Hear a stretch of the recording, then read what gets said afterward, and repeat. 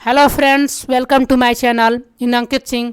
तो फ्रेंड्स, हम जो ज्योग्राफी का फर्स्ट पार्ट 1 जो बनाए थे पिछले वीडियो, उसमें पढ़े थे व्हाट इज़ रिसोर्सेज और रिसोर्सेज के बारे में भी एक्सप्लेन किए थे।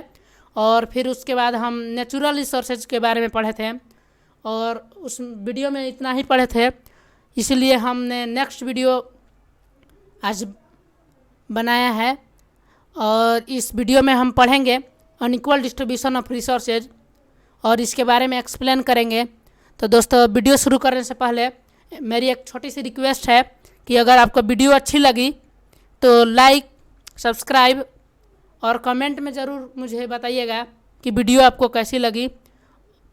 और अगर वीडियो आपको अच्छी लगी तो लाइक, सब्सक्राइब कर दीजिएगा और हमारे चैनल का बेल आइकन को भी दबा दीजिएगा और ज़्यादा से ज़्यादा इस वीडियो को अपने दोस्तों के पास शेयर कीजिएगा।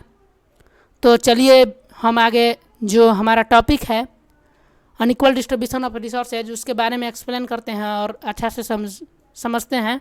तो फ्रेंड्स, आप देख सकते हैं जो हमारा अनइक्वल डिस्ट्रीब्यूशन ऑफ रिसोर्सेज है उसके बारे में हम आज पढ़ेंगे। Resources are not distributed equally over the earth. जो रिसोर्सेज होते हैं वो अर्थ पर इक्वली डिस्ट्रीब्यूटेड नहीं होते हैं। Every place on the earth has its own unique group of natural resources. जो अर्थ के एवरी प्लेस है वहाँ पर सबका अपना अपना यूनिक ग्रुप होता है नेचुरल रिसोर्सेज का। The distribution of resources depends upon physical features like land, climate and altitude of place. जो डिस्ट्रीब्यूशन ऑफ रिसोर्सेज डिपेंड्स होते हैं फिजिकल फीचर्स के ऊपर, जैसे कि आपका लैंड हो गया, क्लाइमेट हो गया एंड एल्टीट्यूड ऑफ प्लेस हो गया। Since this features differ from one place to another, इसलिए जो इनके फीचर्स होते हैं वो एक दूसरे प्लेस से डिफर होते हैं, अलग होते हैं। The distribution of resources also differ from place to place. जो डिस्ट्रीब्यूशन ऑफ रिसोर्सेज होते हैं ऐसे भी एक दूसरे जगह से अलग अलग होते हैं। Like Arabian countries, the Arabian countries have rich reserves of crude oil, but the land is sandy desert and nothing grows there. जो अरबियन कंट्रीज हमारा है वो वहाँ पर जो क्रूड ऑयल की मात्रा बहुत ही वहाँ पर अत्यधिक होता है, बट लेकिन वहाँ का लैंड है जो it is deserty and like sandy and nothing grows there, और वहाँ पर कुछ ग्रो नहीं होता है। और फिर उसके बाद जो हमारा है next topic, natural resources can be classified on the basis of. जो हमारा नेचुरल रिसोर्सेज को क्लासिफाइड किया गया है अनइक्वल डिस्ट्रीब्यूशन ऑफ रिसोर्सेज के बेसिस पर। तो इसका फर्स्ट पॉइंट है ओरिजिन और सेकंड पॉइंट है रिन्यूएबिलिटी और थर्ड पॉइंट है आपका रिसाइक्लेबिलिटी और फोर्थ है जो डेवलपमेंट है और फिफ्थ है डिस्ट्रीब्यूशन। तो जो हम इसके अगले वाला टॉपिक को देखते हैं, इसके अगला वाला टॉपिक में क्या बोल रहा है, तो यहाँ पर आप देख सकते हैं इसको क्लासिफाइड किया गया है अनइक्वल डिस्ट्रीब्यूशन ऑफ रिसोर्सेज के बेसिस पर। क्लासिफिकेशन ऑफ नेचुरल रिसोर्सेज, जो क्लासिफिकेशन है नेचुरल रिसोर्सेज का, और यहाँ पर देख सकते हैं ओरिजिन है, रिन्यूएबिलिटी है, रिसाइक्लेबिलिटी है और डिस्ट्रीब्यूशन है और डेवलपमेंट है। इन सभी को 2 पार्ट में क्लासिफाइड किया गया है, आप देख सकते हैं यहाँ पर। और ओरिजिन का पार्ट है, फर्स्ट पार्ट बायोटिक है और सेकंड पार्ट एबायोटिक है। और रिन्यूएबिलिटी का है, फर्स्ट पार्ट रिन्यूएबल और सेकंड पार्ट है नॉन रिन्यूएबल। और रिसाइक्लेबिलिटी को भी 2 पार्ट में क्लासिफाइड किया गया है। जो फर्स्ट पार्ट है इसका रिसाइक्लेबल और सेकंड पार्ट है नॉन रिसाइक्लेबल। और डिस्ट्रीब्यूशन को भी 2 पार्ट्स में क्लासिफाइड किए गए हैं। इसका फर्स्ट पार्ट का नाम है लोकलाइज और जो सेकंड पार्ट है विकिटस है। और डेवलपमेंट को भी 2 पार्ट्स में क्लासिफाइड किए गए हैं। आप देख सकते हैं फर्स्ट पार्ट का नाम है पोटेंशियल और जो सेकंड पार्ट है हमारा वो है डेवलप्ड। तो इसके बाद वाला टॉपिक को हम देखते हैं। यहाँ पर आप देख सकते हैं जो हमारा एक्सप्लेन किया गया है on the basis of origin, हम जो क्लासिफाइड इमेज में देखे थे और इसको एक्सप्लेन किया गया है बायोटिक रिसोर्सेज को। देखिए यहाँ पर biotic resources also known as the living resources. जो बायोटिक रिसोर्सेज हैं उन्हें ऐसे भी लिविंग रिसोर्स के नाम से भी जानते हैं। आर ड्रिव्ड फ्रॉम बायोस्फीयर, और ये बायोस्फीयर से ड्रिव्ड होते हैं, मतलब कि प्राप्त होते हैं। They include the plants, animals and living organism etc। इसमें इस सभी में इंक्लूड है plants, animals and living organism. Some of the examples of biotic resources are forest. Some of जो कुछ एग्जाम्पल्स हैं बायोटिक रिसोर्सेज के वो हैं forest, plants, wild life and domestic animals, birds, fish, fungi, bacteria and marine organism। Biotic organism are renewable resources. जो biotic resources हैं वो renewable resources भी हैं। They have the capacity to reproduce as long as favourable condition exist in the environment. जब तक पर्यावरण में अनुकूल परिस्थिति है तब तक इनके पास फेवरेबल कंडीशन होता है इन्वायरमेंट में एग्जिट होने के लिए। All biotic resources need a biotic resources to survive. सभी बायोटिक रिसोर्सेज को सर्वाइव करने के लिए बायोटिक रिसोर्सेज की ज़रूरत होती है। जैसे आप देख सकते हैं, for example plants and animals can not survive without water and air. जो प्लांट्स एंड एनिमल्स होते हैं वो सर्वाइव नहीं कर पाएंगे बिना वाटर एंड एयर के। और इसका जो हमारा नेक्स्ट टॉपिक है वो है abiotic resources. Abiotic resources comprise of all non living elements of the environment. Abiotic resources है उनका कंपैरिजन जो हमारे पर्यावरण में जितने भी जो नॉन लिविंग एलिमेंट्स हैं उनसे किया जाता है। Resources like water, wind and sunlight are examples of abiotic resources which are inexhaustible. जो कि जैसे वाटर हो गया, विंड हो गया और सनलाइट हो गया, ये सभी एग्जाम्पल्स है एबायोटिक रिसोर्सेज के जो कि इनएग्जॉस्टेबल रिसोर्सेज हैं। Like minerals and metal source are also examples of abiotic resources which are exhaustible type. और जो कुछ एग्जाम्पल्स हैं मिनरल्स के एंड मेटल सोर्स के एबायोटिक रिसोर्सेज हैं जो कि एग्जॉस्टेबल टाइप के हैं। These resources help in the development of industries। और ये सब रिसोर्सेज हैं जो कि डेवलपमेंट ऑफ इंडस्ट्रीज के मदद यानी कि हेल्प करते हैं। और जो हमारा नेक्स्ट टॉपिक है वो है हमारा on the basis of renewability. Renewability के जो हमारा एक्सप्लेनेशन है रिन्यूएबल रिसोर्सेज के बारे में हम देखिए यहाँ पर एक्सप्लेन कर रहे हैं रिन्यूएबल रिसोर्सेज को। Renewable resources are those resources, natural resources which get replenished in the environment over short period of time। Renewable resources ऐसे resources हैं जो कि वैसे नेचुरल रिसोर्सेज भी हैं जो कि हमारे पर्यावरण में over side period of time में ही रिप्लाइंस हो जाते हैं। Some of the examples of renewable resources are forest, wildlife, fish, plants and animals, or soil, sunshine, wind etc। जो रिन्यूएबल रिसोर्सेज के कुछ एग्जाम्पल्स हैं वो हैं water, forest, wild life, fish, plants, soil, sunshine, wind etc। Sunshine like wild life, forest etc get damaged when we use them, but they can be replenished or regenerated either by natural resources or through human efforts over a reasonable period of time। for example food crops।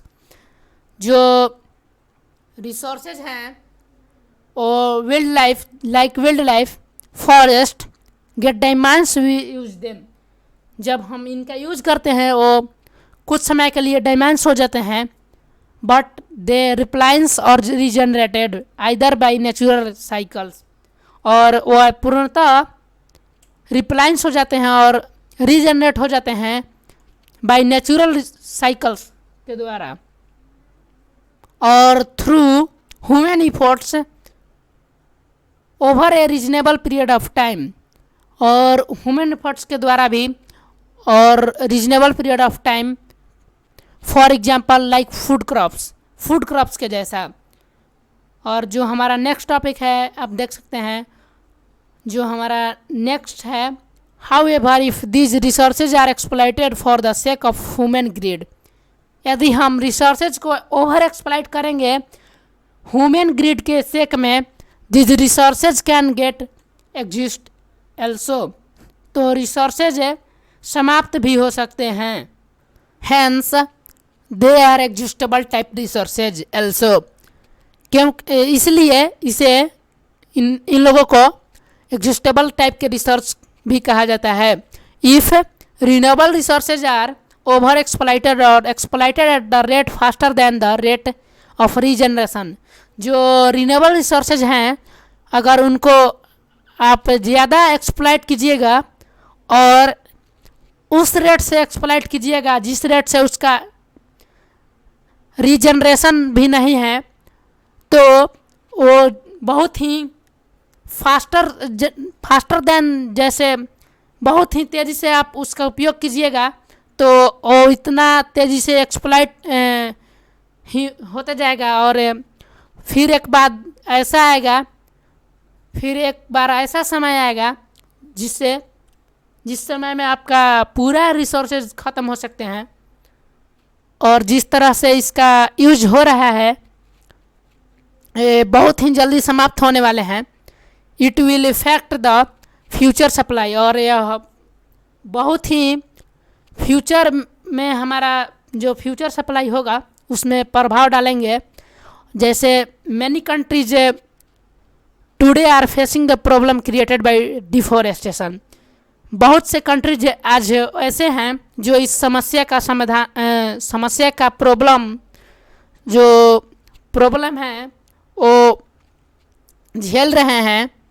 Deforestation, like deforestation, certain resources such as sunlight, wind, water, etc. कुछ resources जैसे sunlight हो गया, wind हो गए, water हो गए, etc. Don't existed even if they are use continuously. ये ऐसे रिसोर्सेज हैं जैसे सनलाइट, विंड, वाटर जो कभी समाप्त नहीं हो सकते हैं, if they are use continuously. यदि हम इसका उपयोग कितना भी कर ले लेकिन ये एग्जिस्ट नहीं हो सकता, समाप्त नहीं हो सकता। दे आर अनलिमिटेड, ये अनलिमिटेड हैं, and their quantity is not affected by human activity, और जो इसके क्वांटिटी है वो जो ह्यूमन एक्टिविटी है उससे प्रभावित नहीं हो सकते। Generating electricity does not exhaust the supply of water, जो जनरेटिंग इलेक्ट्रिसिटी है वो exhaust of the supply of water, और समाप्त नहीं हो सकते हैं।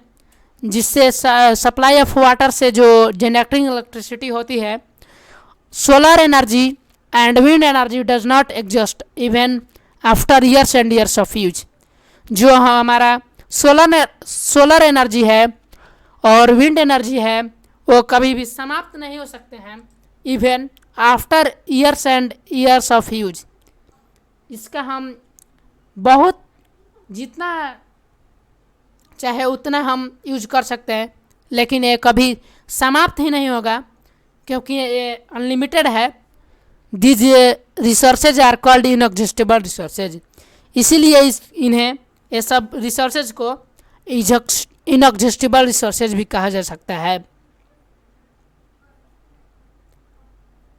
जो हमारा देख सकते हैं यहाँ पर जो अनइक्वल डिस्ट्रीब्यूशन ऑफ रिसोर्सेज है, इनके प्रोसेस को दर्शाया गया है। जैसे यहाँ पर रिन्यूएबल एनर्जी है, सोलर एनर्जी हो गया, फिर हाइड्रो पावर एनर्जी हो गया, फिर इसके बाद हो गया बायोमास एनर्जी और energy of the fuel life, यहाँ पर जो बीच में दिखाया गया है आप देख सकते हैं। और यहाँ पर जियोथर्मल एनर्जी है और फिर ये है विंड एनर्जी, और फिर जो हमारा नेक्स्ट टॉपिक है non renewable resources, resources which can not be replace through natural process और are not replenish at much slower pace than the rate at the which they are consumed as non-renewable resources or exhaustible resources. Resource जो कि natural process के द्वारा रिप्लाइंस नहीं होते हैं और बहुत ही स्लोअर पेस में जो इसका रेट होता है कंजप्शन का, जिस रेट से इसका कंज्यूम हम लोग कर रहे हैं, और जो इसका रिप्लाइंस का रेट है उससे बहुत ही ज़्यादा स्लोअर है, तो यह समाप्त हो सकते हैं। इसलिए इनका नाम रखा गया है नॉन रिन्यूएबल रिसोर्सेज, जिसे हम अनवीकरणीय, हिंदी में इसे कह सकते हैं अनवीकरणीय संसाधन। और ये जो रिसोर्सेज है वो एग्जिस्टेबल रिसोर्सेज होते हैं। इस रिसोर्सेज को समाप्त होते देर नहीं लगती है, यह तुरंत ही समाप्त हो जाते हैं। For example metals like iron, aluminium, copper, zinc, lead etc, इनका जो प्रयोग हम करते हैं तो इनके जो प्रयोग करने के बाद हम इसे पुनः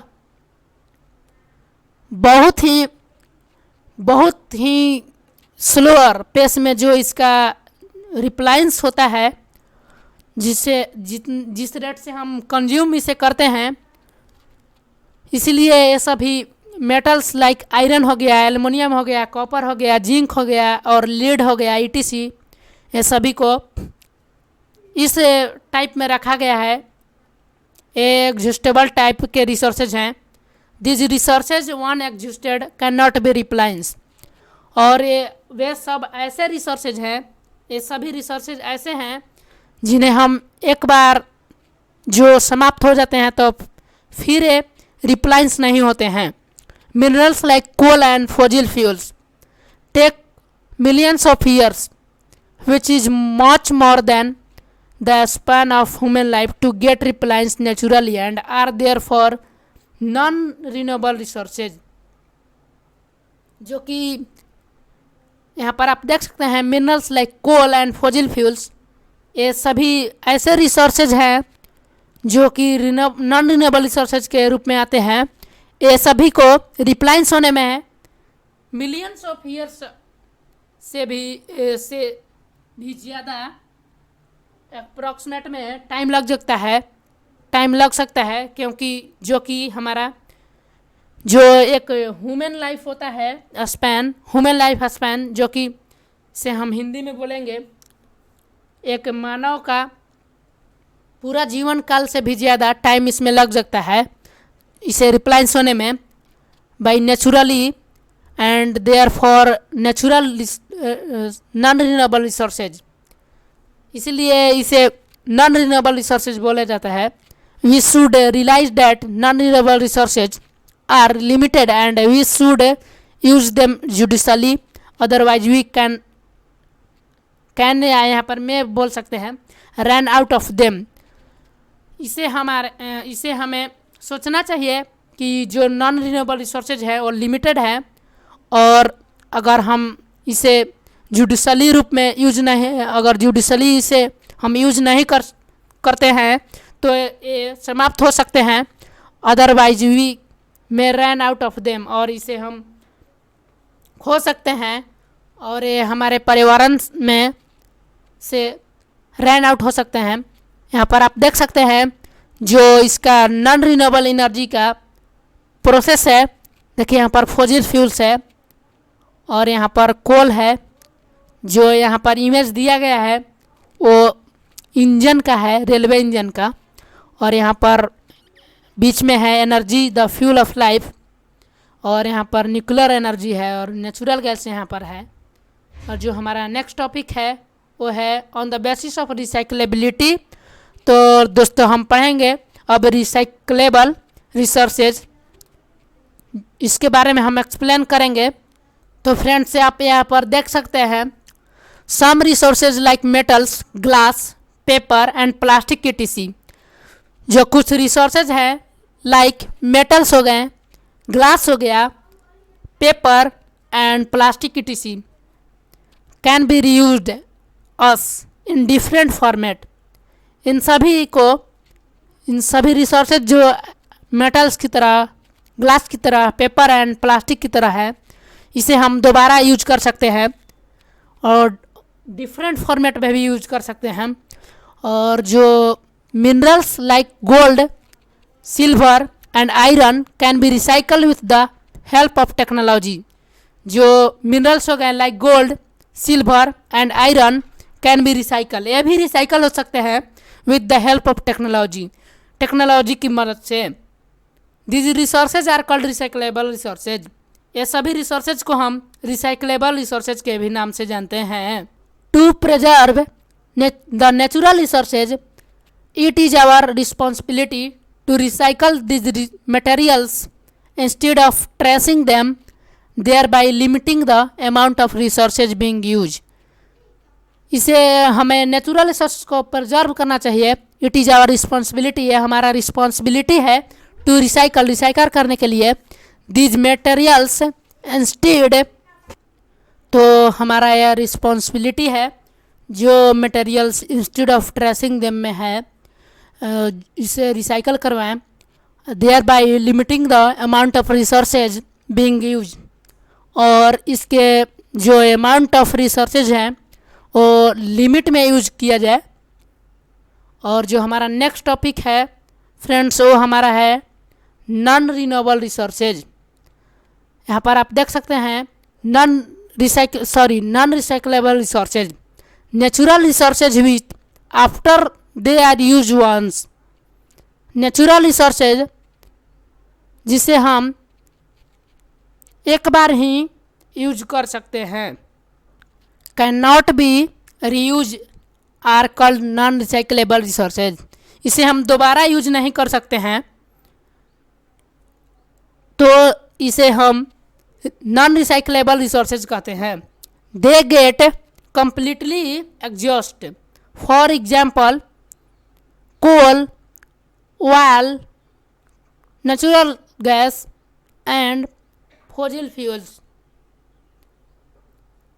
ये completely exhausted होते हैं, जैसे कि कोल हो गया, ऑयल हो गया, नेचुरल रिसोर्स हो गए और फॉसिल फ्यूल्स हो गए। तो हम इसके बाद पढ़ेंगे पोटेंशियल रिसोर्सेज, जो कि on the basis of development के ऊपर है। Potential resources which are found in region but have not been utilise are called potential resources. वैसे रिसोर्सेज जो कि एक रीजन में पाए जाते हैं बट लेकिन हैव नॉट बीन यूटिलाइज, उसे यूटिलाइज नहीं किया जाता है, आर कॉल्ड पोटेंशियल रिसोर्सेज। उसे हम पोटेंशियल रिसोर्सेज के नाम से जानते हैं या कहते हैं, आप कुछ भी इसे कह सकते हैं, कहते हैं या जानते हैं। They are the resources which are not develop at present, जो कि इस वर्तमान समय में ऐसे रिसोर्स हैं जो कि डेवलप नहीं हैं but may be use in future after we have an estimate of their quality and quantity. इसके जो क्वालिटी एंड क्वांटिटी है इसको हम फ्यूचर में यूज कर सकते हैं bye conducting survey and developing technology for the same. और सर्वे और डेवलपिंग टेक्नोलॉजी से, for example Gujarat and Rajasthan have an enormous potential of wind energy and solar energy but so far this have not be develop fully. Gujarat और राजस्थान के पास enormous potential energy है but wind energy and solar energy भी है but वो इतने develop नहीं है कि उसका यूज कर सके। तो दोस्तों हम पढ़ेंगे, हम इस वीडियो में इतना ही पढ़ते हैं और मिलते हैं आपसे नेक्स्ट वीडियो में। तो इस वीडियो को अगर आपको अच्छी लगे तो लाइक, सब्सक्राइब और कमेंट करके ज़रूर बताइएगा कि वीडियो कैसा लगा और हम अगले वीडियो किस टॉपिक पर आपको ज़रूरत है, किस टॉपिक पर बनाएं। तो इस वीडियो में इतना ही, मिलते हैं आपसे अगले वीडियो में। Thank you for watching my video.